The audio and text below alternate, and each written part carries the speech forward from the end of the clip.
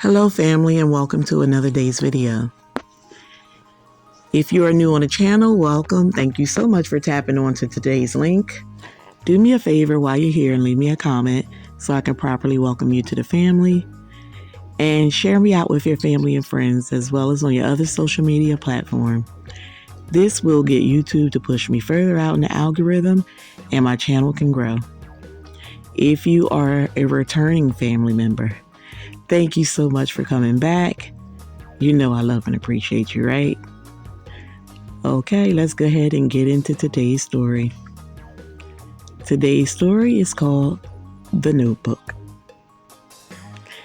Guys, I can't even say when this all started. I can just bring you up to speed as far as when I realized. So, as you know, I have shared on both channels that I am a foster parent. We used to be foster parents together when we were still a couple. For anyone who's new on the channel, I am referring to my ex-husband. Currently, on paper, he's still my husband, but in my mind, he's my ex. So, being a foster parent, is very rewarding. However, we do bring children into the home who are under the state's guardianship, and we keep them for short periods of time when it's like a vacation placement or an emergency placement. However, we have taken in KLG clients, which is Kinship Legal Guardian, and just children that's in the system who needs a stable home. And we do this for short periods of time, like I said, and we'll keep them mostly until alternate permanent placement or even adoption occurs. Now guys, keep in mind that I have been a licensed caregiver or foster parent way before my ex even came to the US. I had already established everything and was licensed. So basically, when I filed him and his children into the country, everything for him as far as documentation came rather quickly. And basically it was because I was already a licensed foster care provider. So when he came into the home and they made their initial visit, because I called them and let them know that he is now here in the US and he is in the home, they immediately had to come out and update the records as him being someone else living in a home. And we had to go and have him fingerprinted like ASAP.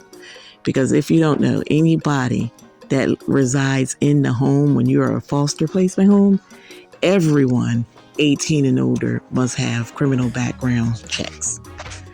All that to say, he had to be interviewed by the case manager, and during that interview, he was also signed up to attend the classes for becoming a foster parent. And that was just to have him as an add-on. So he had to go to 4 classes just like I had in the beginning. I did mine all within a week, and he chose 4 weekend. So he went for a month every Saturday. Okay. Fast forward to him having such a problem with me and being out in the community. Because that's, if you're on the other side of my front door, you're out in the community, right?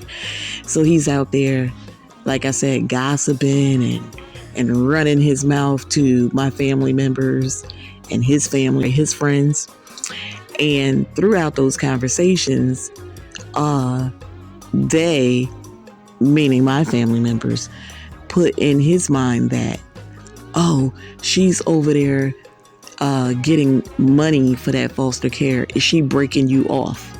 So that became a topic for them that seemed to be bothering them. And I don't understand this. Why are people always so fixated on worrying about what the next individual got, right? It's simply because nobody wants anybody else's shine to be brighter than theirs. If you wanted to be a foster parent, you should have signed up and gone to the classes and did the same. So stop trying to manipulate and control by telling this fool these things. And then he called himself being around my house trying to figure out if it was true or false. So guys, when you are a foster parent, they normally pay you once a month, and you can either get it through direct deposit in your own bank account, or you can get it separately, or you can have them send out a check. I chose to have my money separated, right? Because I never put all my eggs in one basket. And mind you, all of this was set up, again, prior to him coming to the U.S. So I had already had mine established where once a month is deposited on a credit card that they provided, right? It's a MasterCard. So with them always being in his ear and telling him that she got some extra money coming in that you're not aware of, whatever, it made him believe that he was entitled to some of that money. So I noticed that there were some transactions happening with my MasterCard, but I couldn't understand it because the MasterCard was only with me all the time and nobody else had access to it.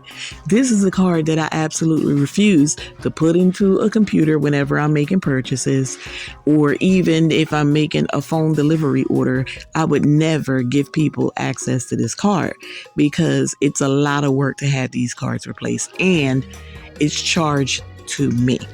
Every time I have to send for a replacement card, I have to pay $20+ depending on what they consider to be the price that time. Anyway, guys, there was some transactions happening over in New York City, and I couldn't understand it for the life of me. I questioned this man on a number of occasions, and he kept saying no. When I got the statement for that credit card, I had it all highlighted in pink, and I went over every transaction with him, and again, he kept saying no.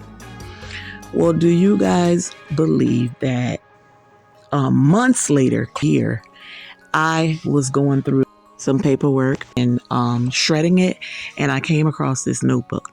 And in the notebook, he had written down the entire credit card number, the expiration date, and that CVC code on the back. This ninja was responsible for those transactions that occurred in New York City. Because if you remember, I tell you, that's where his kid's mom lived. Can you believe that? You know what they say. If you want to hide something from a black person, put it in a book. Yeah, well, he effed around and found out I could read. And now I have all my documents put together because I'm going to get my money back, even if it's through the divorce settlement. I'm going to get them. You'll see. I got something for him.